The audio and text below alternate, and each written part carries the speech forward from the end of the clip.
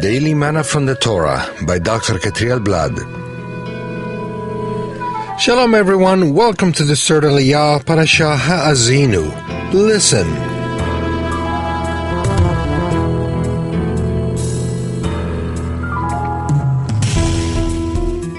This aliyah can be found in Deuteronomy chapter 32, verses 13 through 18. Today we'll be covering verse 13. He made him ride on the high places of the land, and he ate the produce of the field, and he suckled him with honey out of the rock, and oil out of the flint rock. Who may ride in the heights of the land?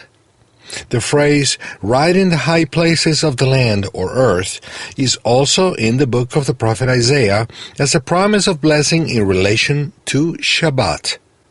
In Isaiah 58, verses 13 and 14, it's written, "If you keep your feet from breaking the Sabbath and from doing as you please on my holy day, if you call the Sabbath a delight and the Lord's holy day honorable, and if you honor it by not going your way and not doing as you please or speaking idle words, then you will find your joy in the Lord, and I will cause you to ride on the heights of the land, and to feast on the inheritance of your father Jacob. The mouth of the Lord has spoken."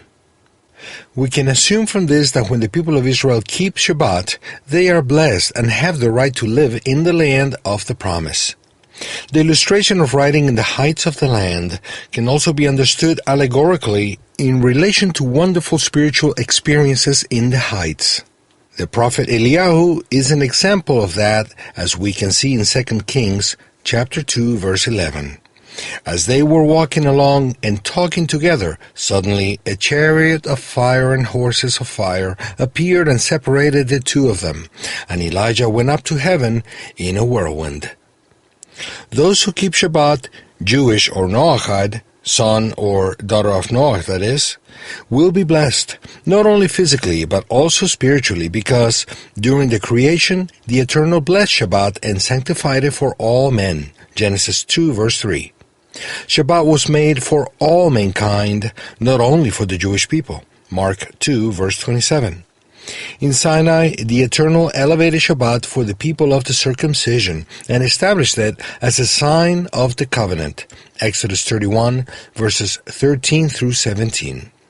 But this does not exclude the Noahides from the right to benefit from the great blessings hidden in that day.